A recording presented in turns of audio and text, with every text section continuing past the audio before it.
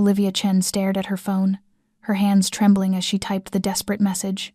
Marcus, I know you're struggling too, but Mia has had a high fever for 3 days. I don't have money for medicine or to take her to the doctor. I just need $50. I'll find a way to pay you back. She hit send before she could change her mind, then collapsed against the water-stained wall of her crumbling apartment in South Boston. Rain leaked through the ceiling, forming puddles on the cracked floor. The baby monitor crackled with the weak cries of her 18-month-old daughter, too exhausted to scream anymore. Olivia's checking account showed exactly 93 cents. No medicine, no formula. The last bottle had been watered down so much it was barely more than cloudy water. She hadn't eaten in 2 days, giving every scrap of food to Mia. The eviction notice on her door gave her 7 days. Her ex-husband Daniel, a corrupt cop with connections to dangerous people, had sent an email yesterday. I know where you are. I'm coming for my daughter. And now, her only hope was her drug-addicted brother, who probably needed money more than she did. 3 miles away, in the penthouse of Cross Tower, Damian Cross's phone buzzed. The 36-year-old man glanced at the notification, expecting an update from Victor about the Benedetti situation. Instead, he found himself staring at a message clearly not meant for him. Damian frowned, running a hand through his dark hair. This number was known to exactly 5 people in the world. This was obviously a wrong number. Yet something about the raw desperation in those lines made him pause. A sick child, a mother with nothing. It reminded him of another woman, 24 years ago, who had died protecting her son from a monster. Is your daughter okay? He typed, surprising himself. When Olivia saw the response, her blood ran cold. This isn't Marcus. Wrong number. Horror washed over her as she checked the digits. She had mistyped the last number. I'm so sorry. She typed back quickly. Please ignore that. She threw her phone aside, shame burning through her exhaustion. Another failure in an endless chain of failures. Damian couldn't explain why he didn't simply move on. Perhaps it was the mention of a sick child. Or perhaps it was the welcome distraction from the war he was about to wage against his enemies. His assistant would say he was procrastinating. His dead mother would say he still had a heart buried somewhere beneath the ice. Both would be partially right. The baby has had a fever for 3 days, he typed. Have you taken her to a doctor? Olivia stared at the message, torn between suspicion and a flicker of desperate hope. Why would a stranger care? I can't afford it, she finally admitted, too tired to lie. No insurance, no money, no one. I can help, came the immediate response. No strings attached. Olivia almost laughed. In her experience, there were always strings, especially from men. Thanks, but I don't take money from strangers, she wrote back.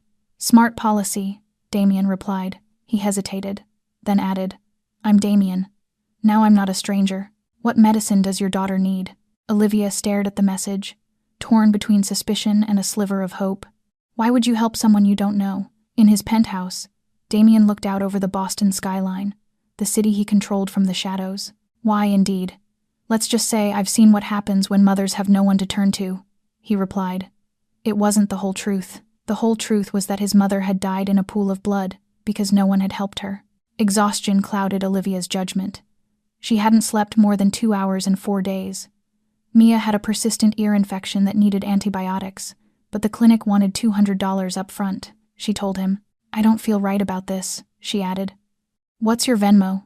Damian asked. Olivia hesitated, then sent her username. What did she have to lose? She could always block him if things got weird. Seconds later, her phone buzzed with a notification. Olivia gasped. This Damian hadn't sent $50. He'd sent $5,000. This is too much, she typed frantically. I can't accept this. Consider it an investment in your daughter's future, Damian replied. Take her to the doctor. Buy food. Pay your rent. One less thing to worry about. Tears sprang to Olivia's eyes. She hadn't cried when Daniel had broken her ribs. She hadn't cried when she'd fled with a 6-month pregnant belly into the rain. She hadn't cried when her mother died of cancer, leaving her truly alone. But this unexpected kindness from a complete stranger shattered something inside her. Thank you, she typed simply, unable to find adequate words. You're welcome, Olivia, Damian replied.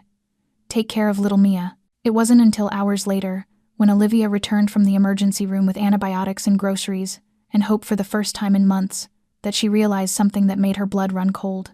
She had never told this stranger her name. She had never told him her daughter's name, and she had never mentioned that Mia was little. Who was this man who knew things he shouldn't know? And why did his help feel less like charity and more like the first move in a game she didn't understand? If you want to know what suspenseful twist happens next, like this video, share it with someone who loves a good story, and subscribe so you don't miss next parts. Because Olivia Chen had just caught the attention of the most dangerous man in Boston, and her life would never be the same. Olivia couldn't sleep that night. She sat in the worn old chair beside Mia's bed, watching her daughter breathe evenly after taking the antibiotic, while her own mind spun with thousands of questions that had no answers. He knew her name. He knew Mia's name. He even knew Mia was still little. Those were details she had never mentioned in any message. When the first light of dawn slipped through the torn curtain, Olivia reached for her phone and typed into the search bar the 3 letters that had haunted her all night. Damien Cross, Boston. The results that appeared hit her like an electric shock. Dozens of articles, images, headlines. Damien Cross, 36 years old, CEO of Cross Holdings, one of the largest real estate and entertainment conglomerates in the Northeast, estimated net worth in the billions of dollars. Olivia stared at his photo on a Forbes page. Black hair, steel cold gray eyes, features so sharp they looked carved from stone. He was handsome in a way that made people want to take a step back instead of moving closer. But it wasn't the articles about his wealth that made Olivia tremble. It was the other ones. The ones buried deeper in the search results, from unofficial outlets, anonymous forums, Damien Cross and the Shadow Empire. Cross Syndicate, a name that made Boston's underworld shudder. Rumors of enemies who vanished without a trace. Of businesses that refused to cooperate and then suddenly went bankrupt. Of a nickname people only dared whisper in the dark, the Devil of Boston. Olivia dropped the phone as if it had burned her. She had just accepted $5,000 from a Mafia boss. She had just given a Mafia boss her Venmo address, the one thing that could lead straight to her real identity. Her heart hammered out of rhythm. She had run from one dangerous man, only to stumble, by accident, into the sights of someone 1,000 times more dangerous. The phone vibrated. Olivia flinched as if she'd been caught red-handed. A new message from Damien's number.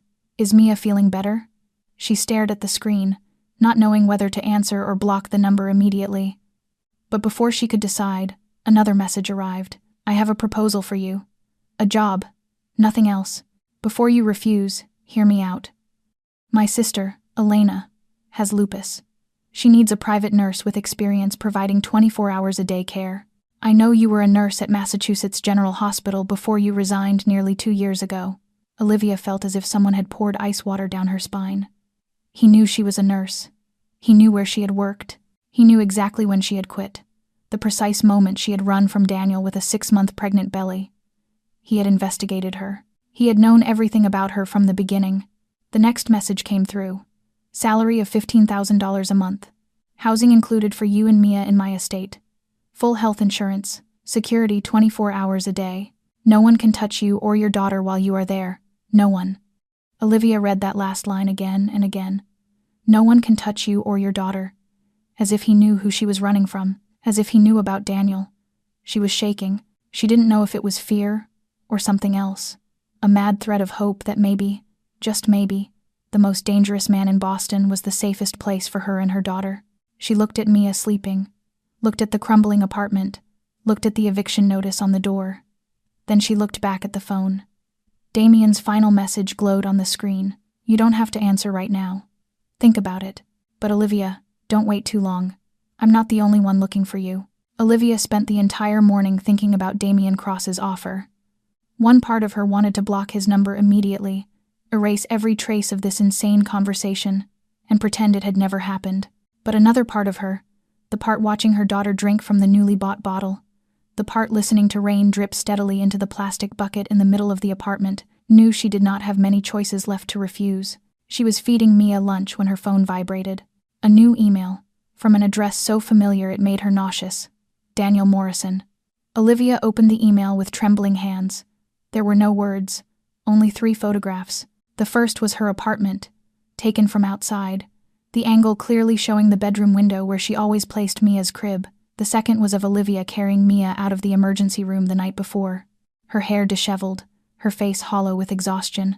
The third was Mia, just Mia, sleeping in her stroller in front of a grocery store, clearly taken from very close range. Beneath the 3 photos was a single line. I am coming. Olivia, and this time I am taking my daughter home. Olivia nearly dropped the phone. He had been watching her. He had been right here, only a few meters away, close enough to photograph her daughter without her knowing. He could have taken Mia at any moment. She clutched her daughter tightly against her chest, her heart racing, her eyes darting around the apartment, as if Daniel might step in at any second. A knock sounded at the door. Olivia screamed, sprang to her feet, shielding Mia with her body, but the voice that came through the door froze her for a different reason. Olivia, open the door. It is me, Marcus. Marcus, her brother. Olivia took a deep breath, forced herself to steady, and opened the door. Marcus Chen stood there, thinner than the last time she had seen him, eyes sunken, skin gray, the familiar signs of an addict desperate for his next fix. He stepped inside without waiting to be invited, his gaze sweeping the apartment. Do you have money? I need it now. Just 200. I will pay you back. Olivia looked at her brother, the man who once taught her how to ride a bike, who once fought bullies to protect her, now nothing more than a walking shell with dead eyes. I do not have money, Marcus. I am about to be evicted. Marcus scratched his neck, glanced at the medicine and formula on the table. But you just bought things. You have money. Who gave you money? Who gave it to you? Olivia repeated the question, her voice suddenly sharp. Marcus, how did you know I was here? I never gave you my new address. Marcus avoided her gaze. Someone asked. I just told them. They paid me. Olivia's heart seemed to stop. Who? Marcus. Who paid you? I do not know. A man. He said he was Daniel's friend. Wanted to find you to make peace. He paid $300. I needed the money, Olivia. I am sorry. Olivia stepped back as if her brother had slapped her. Marcus had sold her. Her own brother had sold her information to Daniel's people for $300. Not even the price of a good dose of heroin. Get out. Her voice trembled but was ice cold. Get out right now. Olivia, I am sorry. Get out. She screamed, startling Mia into a piercing cry. Marcus backed toward the door, muttering apologies, then disappeared down the dark stairwell. Olivia slammed the door shut, locked it, then leaned against the wall and slid down to the floor. She held her crying daughter, and for the first time in nearly 2 years, she cried with her. Daniel knew where she was. He had photos of her, of Mia. He could come at any time. Her brother had betrayed her. She had no one left. No one in this world was on her side anymore. In desperation, she grabbed her phone and opened Damian Cross's messages. His final line was still there. Do not wait too long. I am not the only one looking for you. He had known. From the very beginning, he had known about Daniel. And somehow, that terrified her and reassured her at the same time. That night Olivia did not sleep. She sat on the cold floor with her back pressed against the door, as if her fragile body alone could stop Daniel if he came. Mia slept in the crib, her steady breathing the only sound keeping Olivia from losing her mind. She checked the lock 17 times. She dragged the wardrobe in front of the window. She held the only fruit knife in the kitchen all night, even though she knew it was nothing compared to the gun Daniel always carried. The next morning, just as Olivia finished feeding Mia, loud pounding exploded against the door. She flinched, her heart leaping into her throat, her hand tightening around the knife. Open the door, Olivia. I know you're in there. The hoarse voice of the landlord made her feel both relieved and afraid. She opened the door slowly, keeping the safety chain on. Mr. Kowalski stood there, his face flushed with anger, a stack of papers clenched in his hand. 2 months, Miss Chen. 2 months without rent. I've been patient long enough. He shoved a paper through the gap in the door. You have 24 hours to get out. Not 7 days. 24 hours. If I come back tomorrow afternoon and you're still here, I'll call the police to throw your things onto the street. Olivia wanted to say something, wanted to beg for more time, but her throat closed up. Mr. Kowalski had already turned away, his heavy footsteps fading down the stairs. She looked down at the paper in her hand. An official eviction notice. 24 hours. Olivia closed the door and leaned against the wall, feeling as if the ground were collapsing beneath her feet. Where could she go? She had no money for a new place. She had no friends to turn to. Marcus had betrayed her. Daniel was hunting her. And in 24 hours, she and her daughter would be on the street, homeless, in the freezing Boston winter. She looked at Mia's crib. Her daughter was sleeping, lips twitching slightly, tiny fingers gripping the old blanket. 18 months old, too young to know anything about this brutal world, too young to know her mother was drowning in despair, Too young to know her biological father was a monster wearing a human face, Olivia had sacrificed everything to protect her child. She had given up her job, her home, her entire life to run. She had gone hungry so Mia could have milk. She had endured humiliation, loneliness, and fear for nearly 2 years, but she could not let her daughter sleep on the street. She could not let Daniel find her. She could not fail at the only thing that still mattered. Olivia reached for her phone and opened Damian Cross's messages. She stared at the screen, her fingers trembling. She was about to step into the den of a Mafia boss. She was about to place her fate and her daughter's fate into the hands of a man the media called the Devil of Boston. But between a devil who could protect her and a devil who wanted to destroy her, Olivia knew whom she had to choose. She typed the message one word at a time, as if signing her own sentence. "I accept the job. When can I start?" The reply came only seconds later, as if Damian had been waiting. "Tomorrow, 7 in the morning. Someone will come to pick you and Mia up. Bring only what you need. Everything else will be taken care of."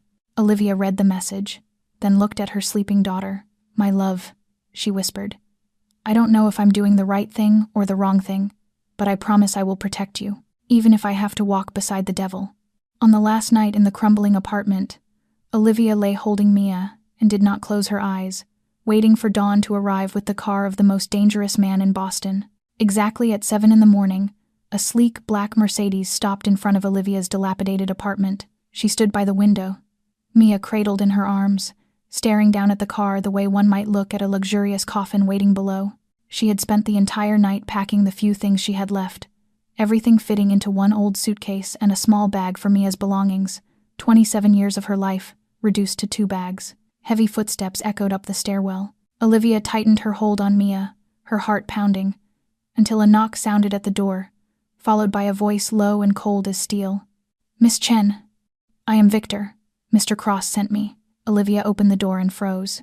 The man in front of her was at least 1.90 meters tall, shoulders as wide as the doorway, a sharply cut face marked by a long scar running from his temple down his left cheekbone. His pale blue eyes held no emotion at all, like a wolf studying its prey. "Victor Kozlov," he said in a thick Russian accent. "I will take you and the child to the estate. Do you need help with the bags?" Olivia shook her head, not trusting her voice. She followed Victor down the stairs, each step feeling as heavy as stone. When they reached the car, she realized this was no ordinary Mercedes. The windows were unusually thick, likely bulletproof. Another man in a black suit stood by the door, opening it for her with an expressionless, almost robotic face. Victor took the front seat, while Olivia and Mia sat in the back, sinking into the softest leather she had ever touched. The car moved smoothly, gliding as if on air, but Olivia felt no peace. She looked through the window and saw another black SUV following behind, and she was certain there was one more ahead. A 3-car convoy escorting an unemployed nurse and an 18-month-old baby. The absurdity of it all made her want to laugh or cry. They drove out of South Boston, through the city center, then headed north toward the suburbs. Crowded apartment blocks slowly gave way to larger houses, then to mansions, then to estates hidden behind tall trees. 40 minutes later, the car turned onto a private road and stopped before a massive iron gate. Security cameras rotated toward them. Victor spoke briefly into his phone in Russian, and the gate slowly opened. The first thing Olivia noticed was the men in black suits spaced across the lawn, some patrolling with dogs, others standing perfectly still with earpieces and sharp, watchful eyes. She counted at least 12 within her line of sight alone. Then she saw the mansion. It was not a house. It was a castle. Gray granite walls, 3 stories high, dozens of large windows reflecting the morning sun, twin stone staircases leading up to the main entrance flanked by towering columns in an ancient Roman style. In the distance, Olivia glimpsed an outdoor pool, immaculately trimmed gardens, and beyond that, the sea, deep blue water stretching all the way to the horizon. This was a place people like her were never meant to enter. This was the world of kings, of bosses, of men who held power and other people's lives in their hands, and she was stepping into it of her own free will. Victor opened the car door for her. "Welcome to Cross Manor," he said, his voice still devoid of emotion. "Miss Elena is waiting for you inside." Olivia stepped out, clutching Mia as if she were her only lifeline. Her daughter looked up at the towering castle with wide eyes, unaware that mother and child had just entered the devil's den. And that devil was standing somewhere behind those doors, waiting. The massive door opened before Olivia could reach the final step, and a young woman stood there, long black hair falling over her shoulders, skin pale as porcelain, yet her eyes shining with the warmest smile Olivia had seen in months. "I am sure you must be Olivia," the woman said, her voice as gentle as wind chimes. "And this beautiful little girl must be Mia. I am Elena." Elena Cross stepped closer without the hesitation or distance Olivia had braced herself for. Instead, she softly touched Mia's tiny hand, and when Mia broke into a wide grin at the stranger, Elena smiled back as if it were the most natural thing in the world. "She is adorable. You and Mia must have had a long journey. Come inside. I have prepared a room for you both." Olivia crossed the threshold and her breath caught. The interior was even more overwhelming than the outside.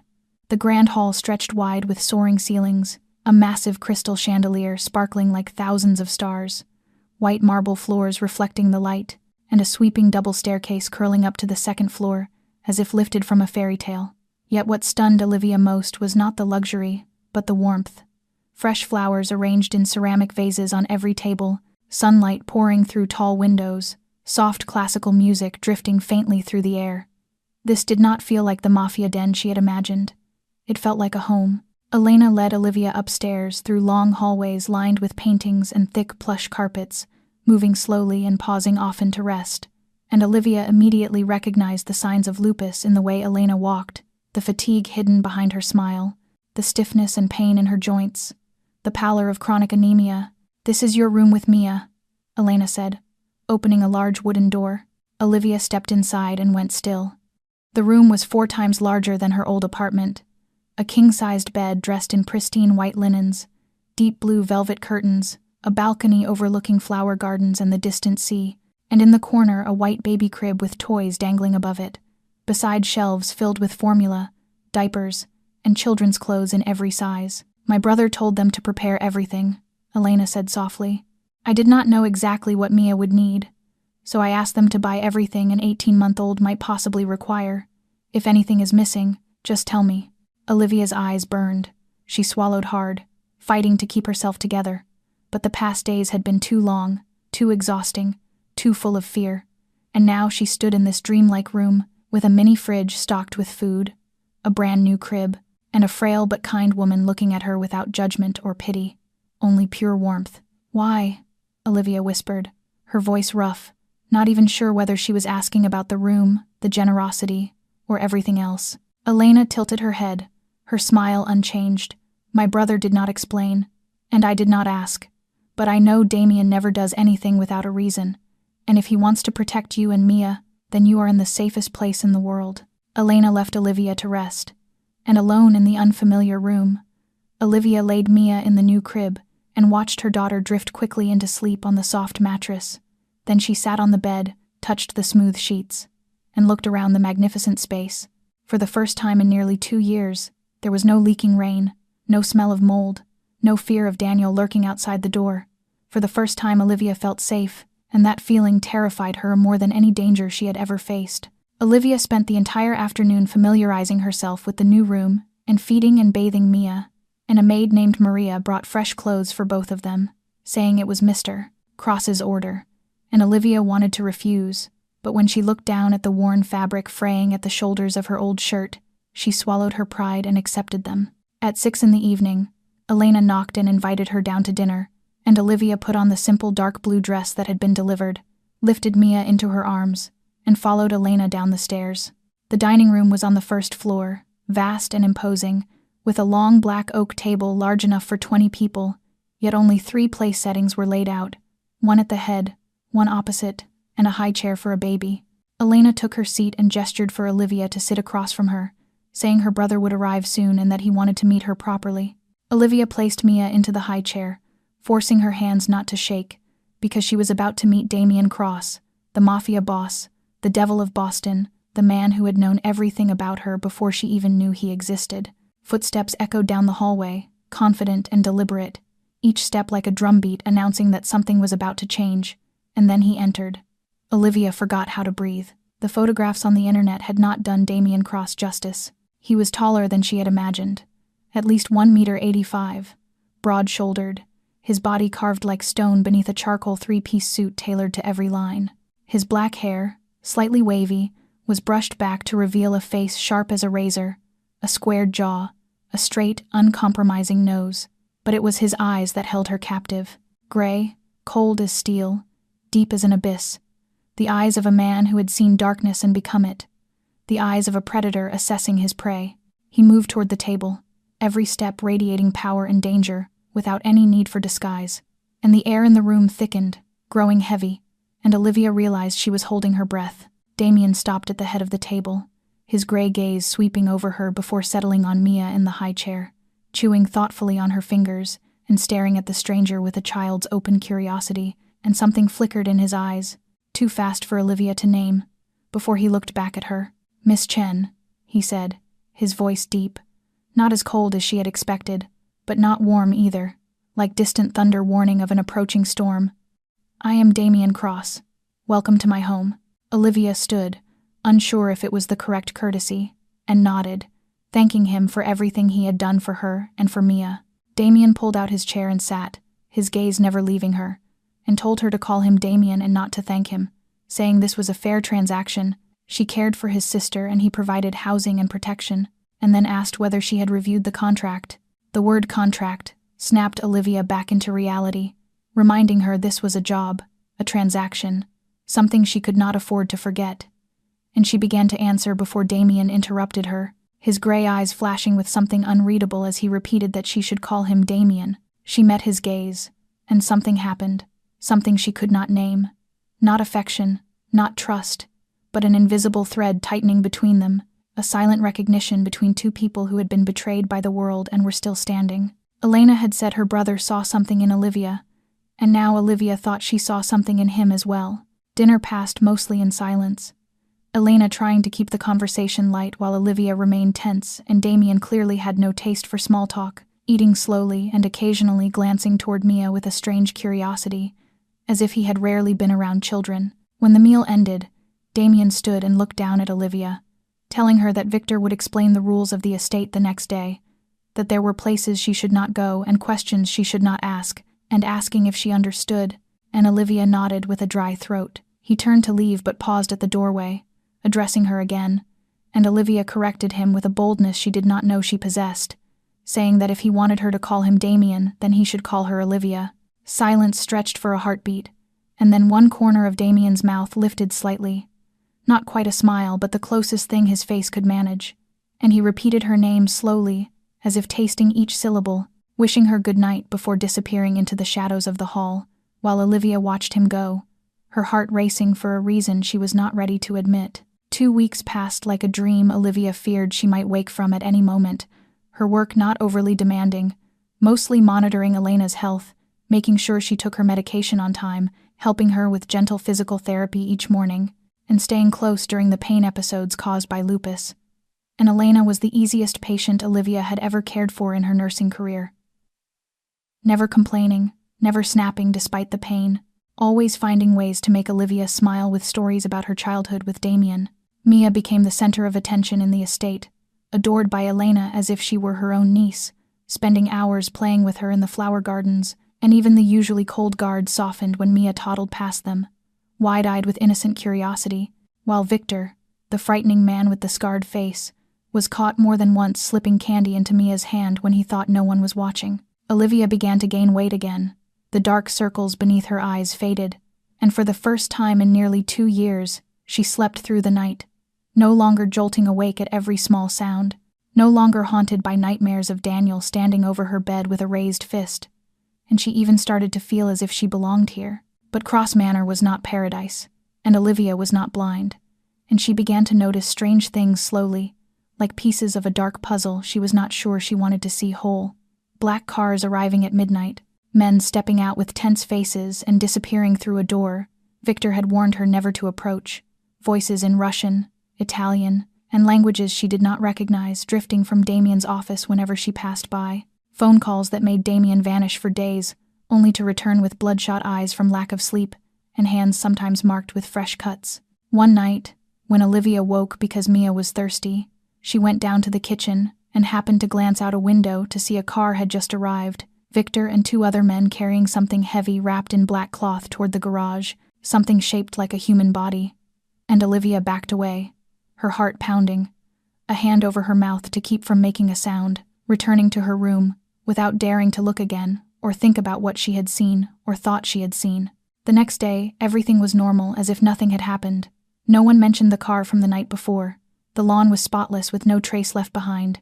Victor was as cold as ever. Damien appeared at dinner in a perfectly pressed suit without a single wrinkle, and Olivia understood that she was living in a world where such things were normal, where someone could be killed at night and breakfast eaten with family in the morning, where kindness and brutality existed side by side under the same roof. She should have been afraid. She should have grabbed Mia and run. But run where? Back to Daniel waiting for her. Out onto the streets with 93 cents in her pocket, and Olivia looked at Mia sleeping in the beautiful crib, looked at the warm and safe room, then closed her eyes. She had already made her choice. And no matter how dark this world might be, she would learn how to live in it, for her daughter, because this was the only place Daniel could not touch. That night, Elena was struck by a violent flare of joint pain at 2 a.m, and Olivia was sitting beside her bed, gently massaging Elena's swollen hands, when the sound of engines rose from the front of the estate, not one vehicle but many, and Olivia looked out the window and counted 5 black SUVs lined up at the gate, dozens of men stepping out, some in suits, some in tight black tactical clothing, moving fast and with precision, like a unit that had trained together countless times. And Elena whispered weakly but firmly for her not to look, telling Olivia not to look and not to ask, yet Olivia turned back with her heart pounding and asked what was happening, and Elena closed her eyes, her face pale from pain and worry, saying her brother had his own business Olivia should not know about, and that it would be best for her to stay there until morning, but Olivia could not, the mix of fear and curiosity inside her too strong to resist. So she told Elena she needed the bathroom and slipped into the hallway. The upper floor eerily silent while muffled sounds drifted up from below, hurried voices, heavy footsteps, and something that sounded like the groan of an injured man. And Olivia crept down the stairs, hiding behind a large pillar and looking into the main hall, nearly screaming at what she saw. Victor and 2 other men carrying a third man, blood streaking across the white marble floor.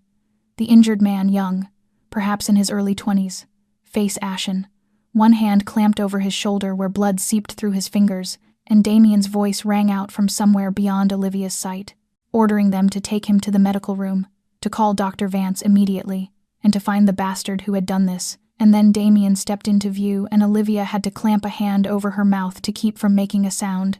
He was no longer in a suit, but in a white shirt, with the sleeves rolled to his elbows, smeared with blood at the wrists and chest. His face carved from ice, gray eyes darkened by restrained fury, and for the first time Olivia saw the devil people whispered about, not a wealthy businessman but a mafia boss, a man who could order death without blinking. And Victor reported in a cold Russian tone that it was Benedetti, that they had ambushed a shipment at the port, that 2 men were lost, and Nikolai was shot but would live. And Damien was silent for a long moment before nodding and ordering a meeting with all captains at 5 a.m, saying it was time Benedetti learned the consequences of touching his people. And Olivia backed away with her heart racing and accidentally struck a vase on a shelf, watching it wobble as she lunged to catch it but failed, the crash shattering the silence as it hit the floor, every head turning toward the staircase. Olivia frozen like a rabbit in headlights as her eyes met Damien's gray gaze, a moment stretching endlessly with no one speaking, until Damien gave a small nod to Victor, and the Russian man began climbing the stairs toward her, Damien instructing him to take her back to her room and make sure she and the baby were safe.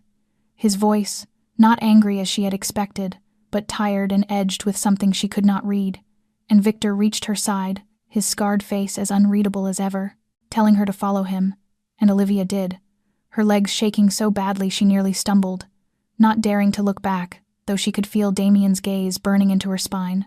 And once they reached her room, Victor stopped at the door and told her calmly that she had seen what she should not have seen, that Mr. Cross had decided to let her stay, and that she should not make him regret that decision. And the door closed, leaving Olivia sitting on the bed staring at Mia, sleeping peacefully in her crib, unaware of the blood-soaked world her mother had brought her into. And Olivia understood now, from the articles, the signs, the instincts she had tried to ignore, but knowing and witnessing were not the same, and there was no room left for self-deception. She was living in a mafia den, protected by a crime lord, and the most terrifying thing was not the blood or the violence but the realization that she did not want to leave, because even if Damien Cross was a devil, He was at least a devil who stood on her side. 3 days after that night, Olivia tried to live as if everything were normal. She did not mention what she had seen, and Damien did not either. They met at dinner as usual, exchanged polite formalities, as if she had never seen blood on the marble floor or heard him order retaliation. Yet something between them had changed, an unspoken understanding, a wall that had quietly fallen. On the 4th night, Mia woke at 1 a.m. with a weak, fragile cry, and Olivia sat up instantly, her heart sinking the moment she touched her daughter's forehead. Hot, hotter than before. She grabbed the thermometer, and the number that appeared sent panic flooding through her. 39.5 degrees and rising. Olivia lifted Mia into her arms, trying to soothe her, but the baby would not stop crying, her small body trembling. Ordinary fever medicine would not be enough. She needed to take Mia to the hospital immediately. Olivia was just about to call Victor when the bedroom door opened, and Damien stood there, still fully dressed in his suit, as if he had not slept at all, his face taut with tension, saying he heard the crying and asking what was wrong. And Olivia answered with a shaking voice that Mia had a high fever and she needed to take her to the hospital. Damien said nothing more. He turned and spoke over his shoulder, telling her to follow him, right now. They did not wait for Victor. Damien drove the Mercedes himself, speeding through the empty night streets at a pace that made Olivia grip the door handle tightly. Yet, she was not afraid. Strangely enough, sitting in a car driven by a Mafia boss in the dead of night, she felt safer than she ever had. At the hospital, everything happened so fast it left Olivia dazed. One phone call from Damien and Mia was taken into an examination room immediately. No waiting, no paperwork. The best pediatrician was called in despite the hour. And after an hour of tests, the diagnosis came. A respiratory infection. Not too serious, but requiring overnight observation. Mia was given fluids and medication, and her fever began to drop. Olivia sat by her daughter's bed, drained by worry and exhaustion, while Damien stood quietly in the corner watching, telling her she should rest and that the baby would be fine. But Olivia shook her head, saying she could not sleep, and Damien was silent for a moment, before pulling up a chair and sitting beside her, an action so ordinary and human that Olivia had to look at him again, to be sure this was still Damien Cross, the man she had seen ordering revenge only nights before. "The first time I stayed awake all night for someone else was when Elena was diagnosed with lupus," Damien said, his voice low and distant. "She was 19. I was 27. Our parents had been gone for a long time. I was all she had." And he paused, gray eyes staring into nothing, saying he had built this entire empire to make sure she had the best doctors, the most expensive medicine, everything money could buy. But there were things money could not buy. Olivia looked at him, and for the first time saw unguarded weariness on the face that was always cold. "Like health," she said softly, and Damien nodded. "Like health, like time, like the people we have lost." Silence stretched between them. But it was not heavy. It was the silence of two people who understood the pain of being unable to protect the ones they loved. "Who did you lose?" Damien asked without looking at her. And Olivia was surprised by the directness, answering that she lost her mother to cancer when she was 19, and he looked at her again and asked about her father, and she said he left when she was 5 and she did not remember his face, and Damien nodded as if that answer made perfect sense. Then he did something Olivia did not expect. He reached out and took her hand, gently but firmly, telling her that the baby would be fine, and for the first time his gray eyes carried something that resembled warmth, saying he promised. Olivia did not pull her hand away. She looked at his large hand wrapped around hers, felt the heat and strength in it, and in that moment, in a hospital room at 3 a.m, beside her sleeping daughter, she realized that something else inside her had shifted.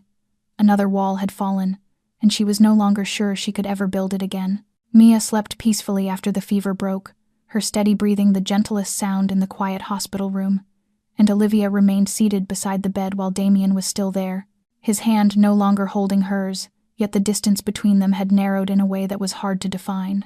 And then he spoke abruptly, his voice low like distant thunder, saying that she had asked about her parents, and Olivia turned to him, surprised by his willingness to open himself, telling him softly that he did not have to speak if he did not want to.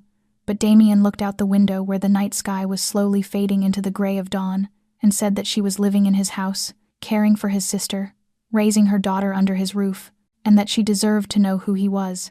And he fell silent for a moment, as if searching for the right place to begin, before speaking evenly, as though telling someone else's story, saying that his mother's name was Isabella, that she was beautiful like an angel and kind to the point of naivety, that she met his father, Richard Cross, when she was only 18, a man born into a wealthy Boston family, charming and polished, who hid his true nature until she was already pregnant with him, and Olivia listened without daring to breathe too loudly, feeling the old pain awakening in every word Damien spoke, as he said his father was an alcoholic and violent, that he beat his mother before Damien could even walk, that she hid the bruises under makeup and lied that she had fallen down the stairs, fallen in the kitchen, fallen anywhere except into the truth, that she stayed for him and for Elena because she believed his father would change.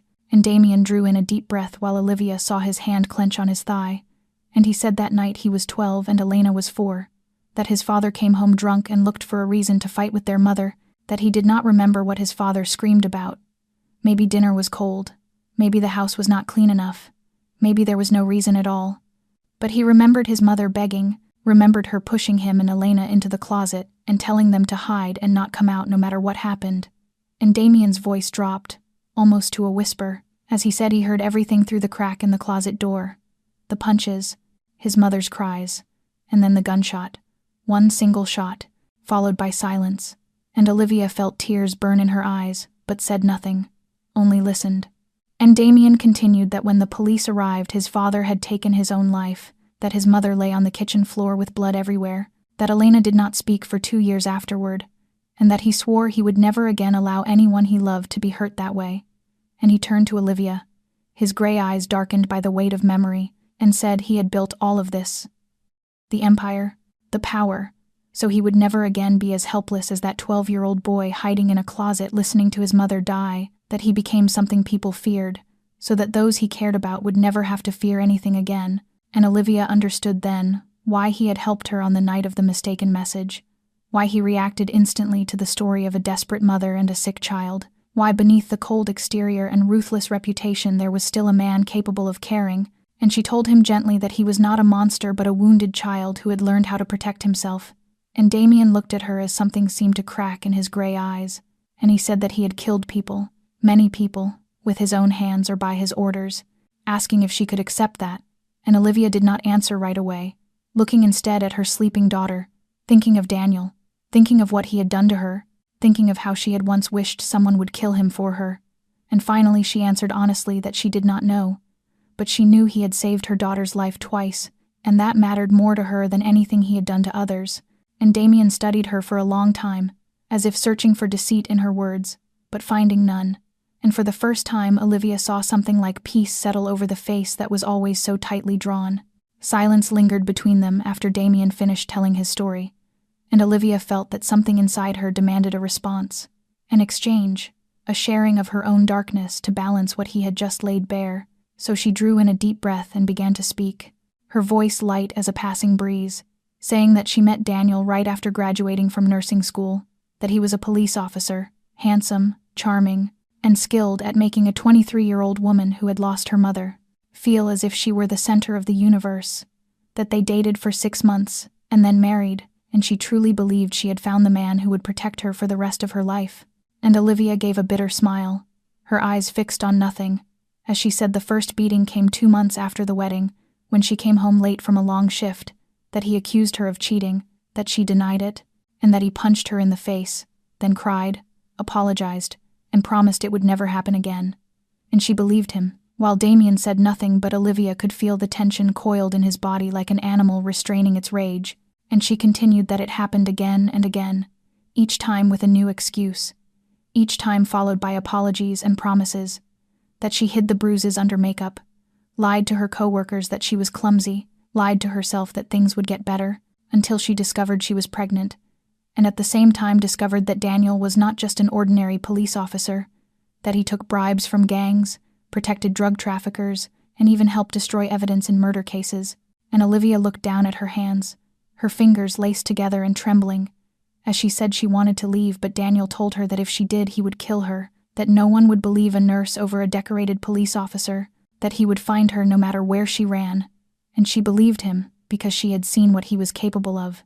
And she paused, swallowing hard, before saying that on the night she escaped she was 6 months pregnant, that Daniel came home drunk and kicked her in the stomach, that she thought she would lose her baby, thought she would die, but somehow when he passed out she crawled out of the house with one bag and $200, that rain was pouring down, that she walked 5 miles to the bus station, with blood running down her legs, praying her child was still alive, and tears streamed down Olivia's face, though she did not bother to wipe them away as she said she had been running for nearly 2 years, changing addresses 4 times, living in fear every single day, and that he still found her. He always found her. And Damien remained silent, but when Olivia looked at him, she saw his gray eyes had darkened to something frightening, his jaw clenched so tightly she could see the muscle twitch beneath his skin, and he said with a voice low and unshakable like an oath that Daniel would never touch her again, nor Mia, that he promised. And Olivia looked at him, the man who had confessed to killing, the man feared by the entire underworld, and she believed him, completely and absolutely, and they did not touch, did not hold hands, did not embrace. There was no physical contact at all, yet in that hospital room at dawn, with her daughter sleeping peacefully, and their secrets laid bare, something had irrevocably changed between them. An invisible bond had been tied. And Olivia knew that whatever came next, she would no longer be alone. 1 week after the night at the hospital, Olivia's life seemed to have found a new rhythm. Mia had fully recovered, and was now toddling unsteadily across the garden, under the quiet watch of Elena, and even Victor, and Olivia and Damien did not speak about the night they had shared their secrets. Yet something had changed in the way they looked at each other. Glances that lingered a little longer, fingers brushing by accident when passing a cup of tea, silences that were no longer heavy but comfortable, like those between 2 people who understood one another without words. That afternoon, Olivia was playing with Mia in the living room when the gate bell rang again and again, urgent and aggressive. She heard Victor speaking sharply into his radio, then the sound of heavy footsteps running through the hall. An instinct told her something was wrong. Olivia lifted Mia into her arms, the protective reflex rising instantly, walked to the window and looked down at the gate, and the blood in her veins turned to ice. Daniel, he was standing there right in front of the iron gate, wearing his police uniform as if he were on official duty. Beside him 2 men in suits, who looked like lawyers, and in his hand a stack of documents he waved toward the security camera. Olivia's heart slammed wildly. She clutched Mia and stepped back from the window. But it was too late. He had seen her, and he smiled, the same smile she had seen hundreds of times before the fists came down. The living room door opened, and Damien stepped in, his face carved from stone, gray eyes darkened by something dangerous. "Stay here with Elena," he said curtly. "Do not leave this room. Victor will be with you." "Damien," Olivia started, but he had already turned and walked away. She looked back through the window and saw Damien step out to the gate alone, without guards, facing Daniel across the iron bars, and even from this distance, Olivia could feel the explosive tension between the 2 men.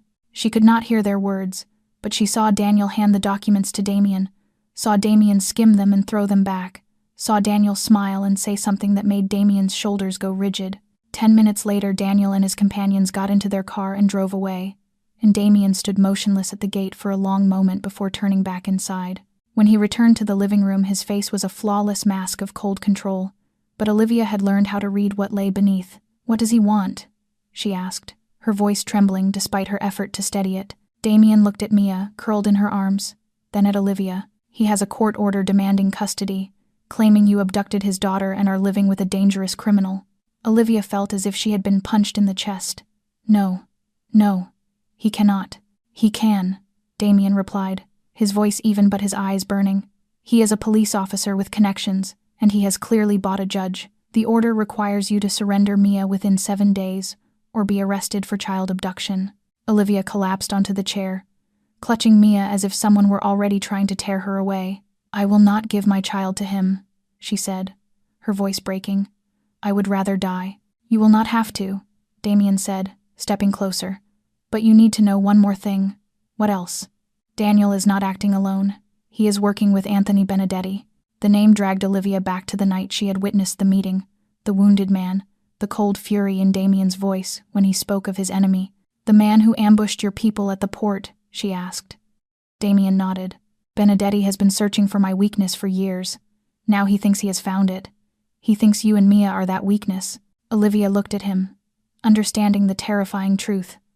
This was not just Daniel trying to reclaim his daughter. This was a war between 2 criminal powers, and she and Mia had become pieces on the board. "I am sorry," she whispered. "I dragged you into this." Damien looked at her, and for the first time he reached out of his own accord and lightly touched her cheek.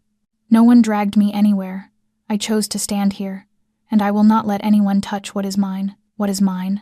The words echoed in Olivia's mind with a meaning she did not dare examine, but before she could react, Damien withdrew his hand and turned toward the door. "Call an emergency meeting with the captains," he said to Victor waiting in the hall.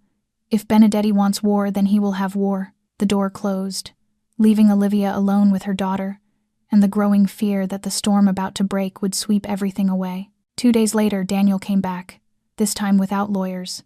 Just him and a police cruiser parked outside the gate like an open declaration of war, and Olivia was feeding Mia lunch when Victor entered with a tighter expression than usual, and said that Daniel wanted to speak directly to Mr. Cross, alone, not through the fence, and that Mr. Cross had agreed, and Olivia jumped to her feet, nearly spilling Mia's bowl, saying no.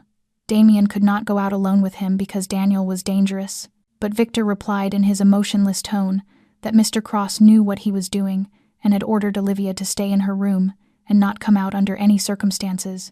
Yet Olivia could not sit still, and when Victor left, she carried Mia to Elena, who was resting, then slipped to a second-floor hallway window overlooking the front grounds, where she saw Damien step out of the main doors alone, without guards, without any visible weapon, walking toward the gate where Daniel waited, each step radiating quiet confidence and authority. The gate opening as the two men faced each other. Daniel a few inches taller, broad-shouldered and muscular from regular training, dressed in his police uniform with a gun at his hip, as a reminder that the law stood on his side. But Damien did not flinch, standing with his hands in his pockets, head slightly tilted, looking at Daniel the way one looks at an annoying insect interrupting the day, and Olivia could not hear their words, but she saw Daniel smile, that familiar, condescending smile, gesture toward the mansion as he spoke, clearly referring to her or Mia, while Damien remained utterly still, and Daniel stepped closer, invading Damien's space, trying to intimidate him with his larger frame, speaking close to Damien's face and pointing a finger at his chest, and then everything happened too fast. Damien moved like a ghost, one hand snapping around the pointing finger and twisting it at an unnatural angle, Daniel collapsing to his knees in pain, his mouth open in a scream Olivia could not hear, while Damien's other hand had already drawn Daniel's gun and pressed it beneath his chin, all of it unfolding in less than 3 seconds. And Olivia clapped a hand over her mouth to keep from screaming as she saw Damien lean down and say something into Daniel's ear, not shouting, not angry, just calm words that turned Daniel's face from pain to pure terror. Then Damien spoke again and released him, shoving Daniel down onto the ground, removing the magazine from the gun and tossing the empty weapon beside him, before turning and walking away as if he had just dealt with a minor inconvenience. And Daniel sat there for a moment, his face flushed with humiliation, before pushing himself up, picking up the gun and staring after Damien as he walked back into the house, shouting loudly enough for Olivia to hear that Cross would regret this, that he would come back and next time bring a full tactical unit, sneering that Damien had no idea who he was dealing with, and that Benedetti would tear him and his whore apart piece by piece. And Damien stopped at the doorway and turned, fixing Daniel with a look so cold and lethal that even from the second-floor window Olivia felt it, saying 7 days in a voice that carried through the quiet air, that if Daniel was still breathing after 7 days, Damien would come find him himself. Then he went inside and the door closed behind him, leaving Daniel standing there a moment longer with rage and fear twisting his face before he climbed into the car and drove off, tires screeching over gravel. And Olivia stepped back from the window, her whole body trembling, unsure whether to feel fear at the violence she had witnessed, relief at Daniel's humiliation, or dread because his threat was not empty. 7 days. She had 7 days before everything exploded. That night, after Mia had fallen into a deep sleep, Olivia received a message from Damien asking her to come to his office, and she walked down the long, dark hallway, with her heart pounding at every step, not knowing what awaited her, the heavy oak door of the office already standing open, Damien by the large window overlooking the dark sea, a half-finished glass of whiskey in his hand, his suit replaced by a black shirt with the sleeves rolled up, and in the dim light he looked more exhausted, more human. "Close the door," he said without turning around. And Olivia obeyed, stopping near the threshold, unsure whether to step closer or keep her distance. Damien turned, gray eyes locking onto her in the shadows. I have a proposal. And Olivia waited, her throat tight. Marry me. The words fell like a bomb into the silence. Olivia blinked, certain she had misheard. What did you say? Marry me? Damien repeated calmly, as if discussing a business contract. A legal marriage will give you protections Daniel cannot break. You will be my wife. Mia will be the child of my wife. My lawyers can use that to overturn his court order. No court in Boston will challenge the Cross family. No judge will sign an order to take the daughter of Damien Cross's wife. Olivia stared at him, her heart racing for reasons she refused to name. A marriage of convenience. On paper, yes. Damien set the glass down and moved toward her. You will have every legal right of a lawful wife, insurance, assets, inheritance, but no other obligations. You will keep your own room, your own life. This is only an arrangement to protect you and Mia. Olivia stepped back as he drew closer. Why? She asked, her voice trembling. Why are you doing all this? You could have sent me away from the beginning. You could have left me to Daniel. Why protect me as if I mattered? Damien stopped one step away, gray eyes never leaving her face. Perhaps because you do matter. Silence stretched between them, heavy with meaning, and Olivia felt as if the room were shrinking, leaving only the two of them and a distance that was dissolving inch by inch. I cannot, she finally said, her voice weaker than she wanted. I cannot marry for an arrangement, even for protection. I married the wrong man once and almost lost my life.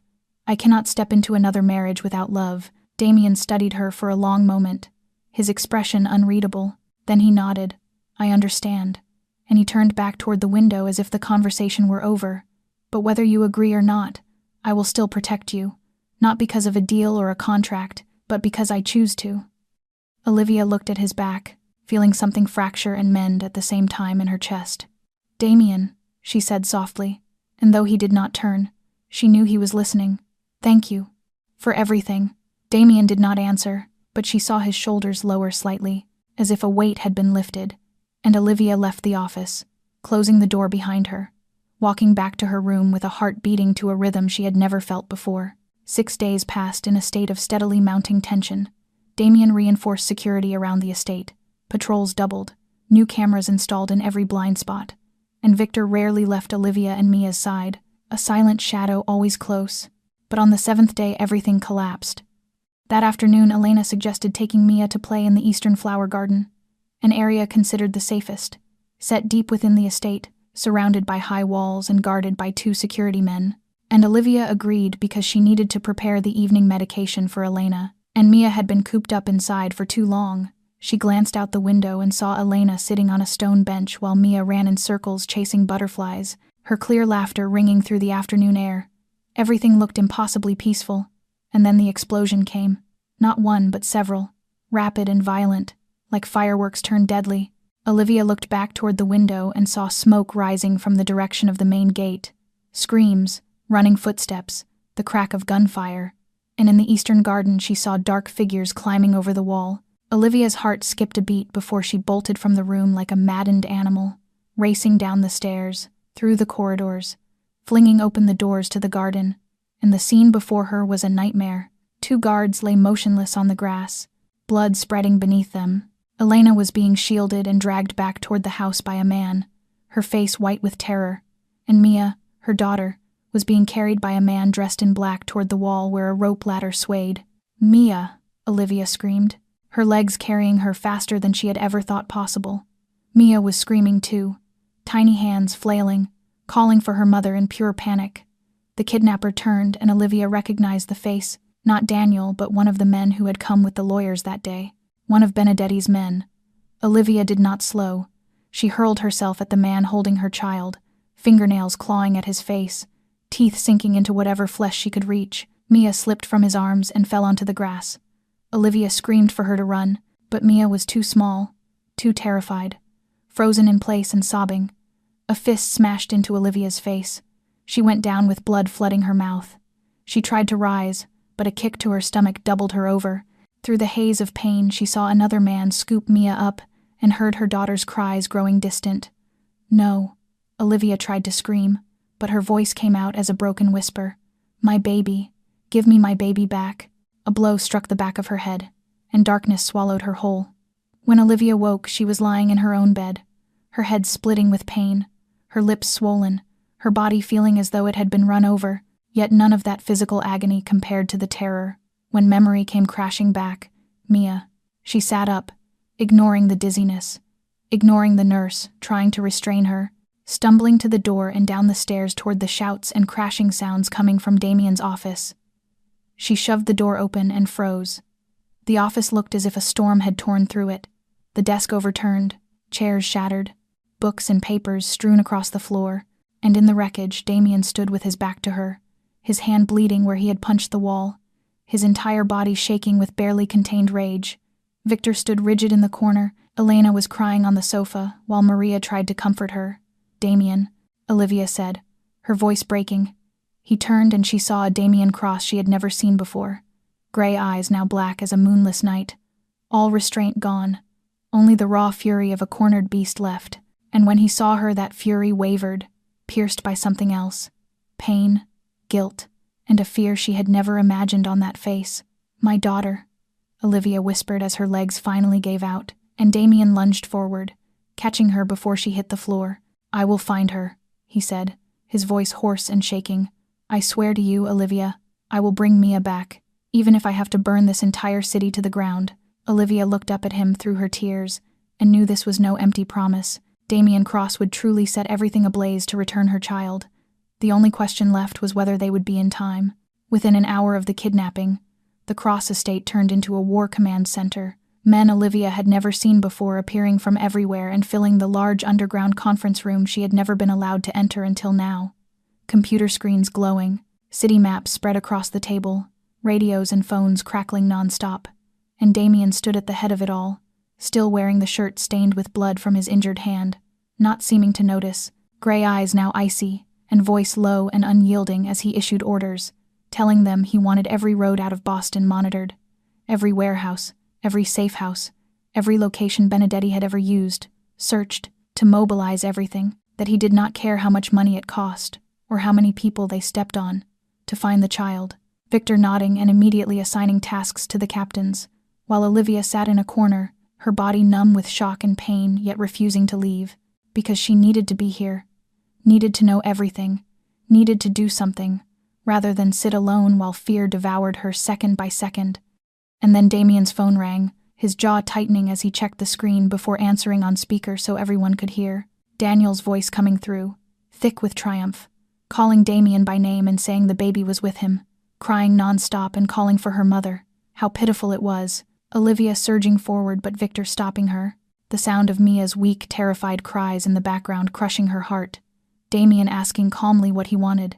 Daniel laughing and saying he wanted many things, but his boss Benedetti wanted something specific. All of Damien's operational files, partner lists, transport routes, bank accounts, everything, to be handed over within 24 hours, and the child would be returned intact. Refusal meaning she would be sent back piece by piece. Olivia collapsing with only Victor keeping her upright as she tried to scream and beg but no sound came out. Damien asking what guarantee he had they would keep their word if he complied. Daniel laughing louder and saying he did not. Asking what choice Damien had, reminding him Benedetti had waited years for this chance, that it was surrender or the child's death. 24 hours. The call ending and a dead silence falling over the room. Olivia looking at Damien for answers, asking through trembling tears what he would do and whether he would give them the files. Damien meeting her gaze, and in that moment revealing the war raging inside him as he said that handing over the files would let Benedetti destroy him, that he would be arrested or killed. Elena would lose her only protector, and there was no guarantee Mia would be released, because men like Benedetti did not keep promises. Olivia screaming through her tears, asking if that meant he would let her daughter die. Damien stepping close and gripping her shoulders, gray eyes burning with a resolve she had never seen before as he said no, that he would not surrender, and he would not let Mia die, that he would find where they were and bring her back. Olivia asking how, and Damien answering by the method he knew best, turning to Victor and ordering him to activate every informant, to locate Benedetti within 12 hours and prepare the most elite strike team, declaring that tonight they would hunt. Victor responding instantly with something like ruthless anticipation in his eyes, and Olivia looking around at the men arming themselves, at Damien becoming the most dangerous version of himself, realizing that in the next 24 hours blood would be spilled, the only question being whose. 14 hours after the ransom call, Damien's sources pinpointed the location, an abandoned warehouse in the southern industrial district of Boston, once a Benedetti distribution hub before being seized by the Cross Syndicate 5 years earlier. He is using his own former territory, Victor reported during the emergency meeting at midnight. There are about 20 guards, fully armed. The child is being held on the second floor in an old office. Damien nodded, his fingers tapping a steady rhythm on the map. We strike at 3 a.m, when the guards are at their weakest. Victor, split the teams into 3 groups and surround from 3 sides. I will lead the main unit through the front entrance. Olivia rose from the corner where she had sat silently watching for hours. I am coming with you. Every eye in the room turned to her. Damien looked back, his brow tightening. No, not a question, Olivia said, her voice firmer than she had ever believed possible. I am going. That is my daughter in there. This is a battlefield, not a place for civilians. Damien replied coldly. You will slow us down and put everyone at risk, including Mia. Olivia stepped closer, unflinching under his intimidating stare. I lived with a man who beat me every day for 2 years. I ran while 6 months pregnant through a storm. I raised my child alone in poverty and fear for 18 months. I am not as weak as you think, Damien, and I will not sit here waiting while my daughter needs me. They faced each other, will against will, and in the end, Damien yielded, not because she was stronger, but because he understood. You wear body armor and stay directly behind me at all times, he said, his voice still hard but conceding. If I tell you to run, you run. If I tell you to take cover, you take cover. No arguments. Understood? Understood? At 3 a.m, the black convoy rolled silently into the industrial zone.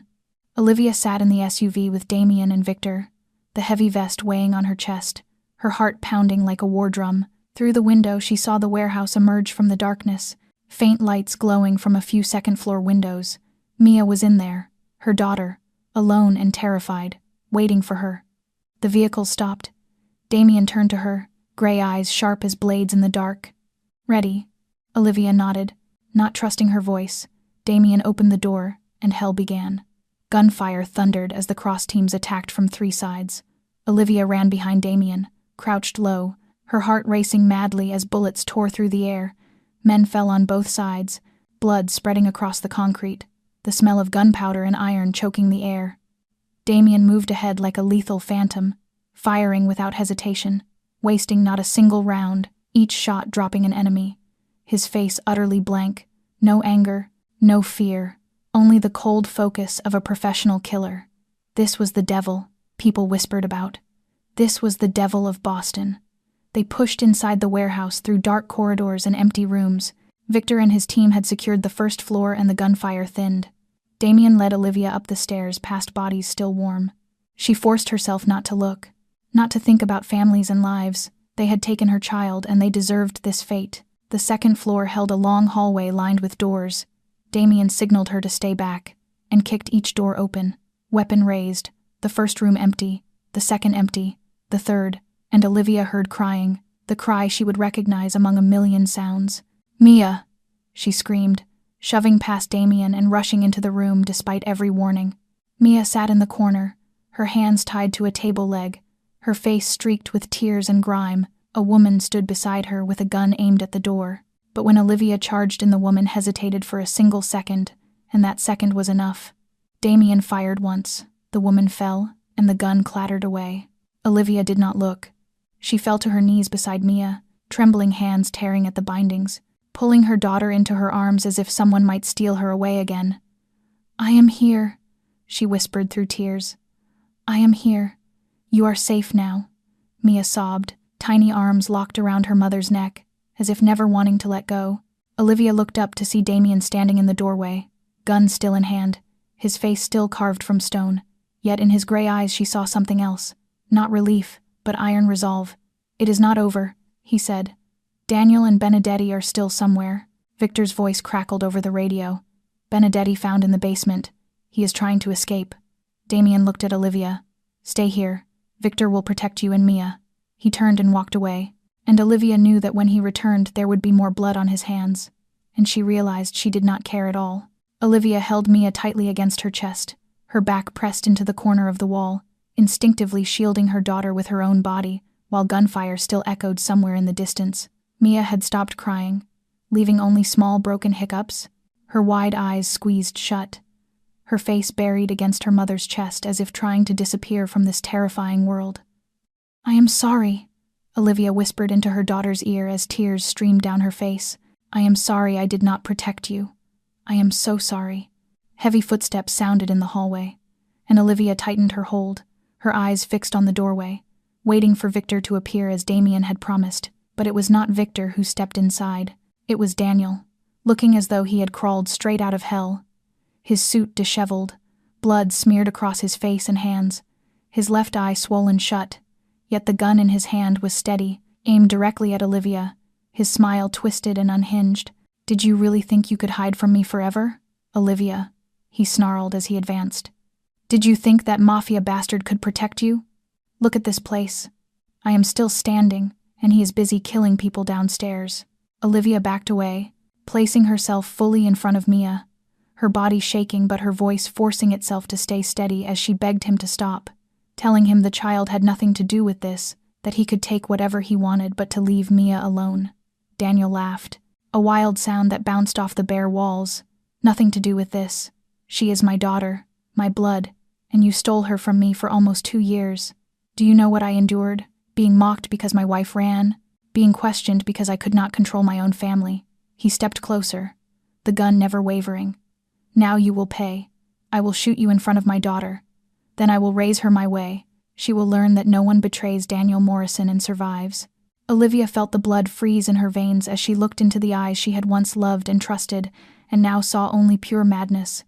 He truly meant to kill her, and then raise Mia into a child of fear and ruin just as he had broken her. "No," she said, her voice strangely calm. "I would rather die than let you touch my daughter." Daniel laughed loudly, his finger tightening on the trigger. Then, "You will get your wish." The gunshot rang out. Olivia closed her eyes, clutching Mia and bracing for pain that never came. Instead, there was the sound of a heavy body hitting the floor. She opened her eyes to see Daniel sprawled at her feet, blood spreading from a bullet hole in the center of his forehead, his eyes staring up at the ceiling in eternal shock. Damien stood in the doorway, his gun still raised, thin smoke drifting from the barrel, his face utterly empty, as if he had just crushed an insect rather than ended a human life. He stepped over Daniel's body as if it were an obstacle on the floor, and came straight to Olivia. "Are you hurt?" he asked, his voice calm as ever while his gray eyes scanned her for injuries. Olivia shook her head, barely trusting herself to speak. She looked down at Daniel, the man who had tormented her for years, who had turned her life into hell, and she felt nothing, no joy, no sorrow, no regret, only a strange emptiness, as if the final dark chapter had finally closed. Damien's radio crackled and Victor's voice came through saying Benedetti had been cornered in the basement and was demanding negotiations. Damien looked at Olivia, then at Mia, pressed against her chest. "Victor will get you and Mia to the car safely," he said. "I need to finish this. Damien," Olivia called as he turned away. He paused at the doorway. "Thank you. For everything." Damien did not answer, only gave a brief nod before disappearing into the dark corridor. 15 minutes later, as Olivia sat in the vehicle with Mia asleep from sheer exhaustion, she heard a final gunshot echo from the warehouse. A single shot, then silence. Victor took a short call, nodded, and turned to her. "It is done," he said simply. "Benedetti is no longer a problem. As for Daniel, the official police report will state he died a hero in a shootout with the cartel. No questions will be asked." Olivia looked out the window and saw Damien emerge from the warehouse, his shirt smeared with blood, his hand still holding the gun. He looked exhausted, suddenly years older than when they arrived, but when his gaze met hers through the glass, something flickered in his gray eyes. Not victory, not pride, but relief. Relief that at last the nightmare was over. Olivia held her sleeping daughter close, and for the first time in many years, she felt as though she could finally breathe. 6 months after that harrowing night, the Cross estate was filled with fresh flowers and the soft glow of candlelight, and Olivia stood before the mirror in a pristine white wedding gown, staring at the reflection of a woman she barely recognized, her eyes no longer shadowed by sleepless nights, her face full and radiant again, and most importantly, The fear that once hid in her gaze was gone. Elena stepped in, beautiful in a pale blue bridesmaid dress, her health greatly improved after months of Olivia's devoted care.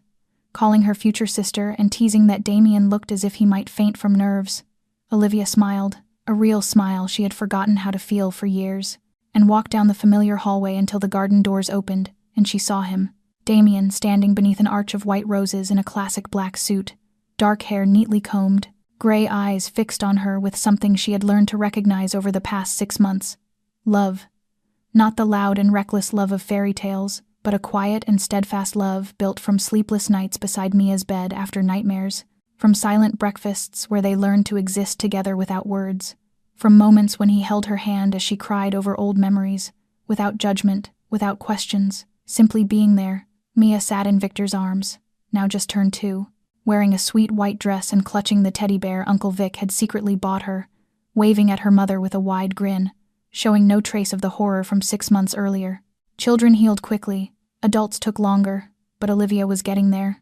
The wedding was intimate, attended only by Elena, Victor, Maria, and a few of the Cross family's closest confidants. Olivia had no relatives left of her own, yet as she looked around the flower-filled garden at the smiling faces, she realized she had found a new family, a strange one with a Mafia boss, a frail but unbreakable sister, and a scarred Russian bodyguard who melted whenever Mia laughed. Imperfect but hers, when Damien slipped the ring onto her finger, Olivia looked into his deep gray eyes and saw her future there. A future with shadows and danger because Damien's world would never truly change, but also a future with safety, with love, with a man who would burn the world to protect her and her daughter. She could accept the darkness if it came with this kind of light. That night, after Mia had fallen asleep in her toy-filled room, Olivia lay in Damien's arms on the bed that now belonged to them both, listening to his steady heartbeat beneath her cheek, feeling the warmth and strength of his embrace, and softly asked if he had ever imagined that a wrong number text would lead to all of this. Damien was quiet for a moment, his hand gently stroking her hair, saying he did not believe in fate, but that on that night, when he saw her message, something stopped him from deleting it. Perhaps memories of his mother, perhaps a loneliness he never admitted, or perhaps, just perhaps, the universe knew they needed each other. Olivia smiled in the darkness, tightening her arms around his waist, thinking of the desperate girl she had been 6 months earlier, sitting in a leaking apartment with 93 cents in her account and a sick child, typing a plea for help to someone she thought was her brother. That girl would never have believed that a tiny mistake like one wrong digit could change her entire life. But life was strange that way. Sometimes mistakes were not mistakes at all. Sometimes they were doors leading us to where we truly belonged. And sometimes the devil in the darkness was the angel we needed. Olivia closed her eyes, listening to the distant sound of the ocean through the window, feeling the steady breathing of the man beside her. And for the first time in her life, she felt she was home. The story of Olivia and Damien came to an end, but the lesson it left behind continued to echo. Sometimes life pushes us to the very bottom, yet from the darkest place we find a light we never expected. Kindness can come from the most unlikely places, and true love does not always arrive in perfect form. What matters is never giving up hope, no matter how dark things seem, believing that the universe always finds a way to bring the right people into our lives at the right time, even if the path looks nothing like what we imagined. If this story touched your heart, please subscribe to our channel, like and share this video so more people can hear meaningful stories every day. We would love to know how you feel about Olivia and Damien's journey. Have you ever faced an unexpected situation that later turned out to be the best thing that ever happened to you? Share your story in the comments below. We are always ready to listen to the feelings deep in your heart. Thank you sincerely for staying with us until the end of the video. Wishing everyone watching good health, a joyful life, and a peaceful spirit every day. Remember that no matter how difficult life becomes, there is always light waiting ahead. Goodbye, and see you again in the next video.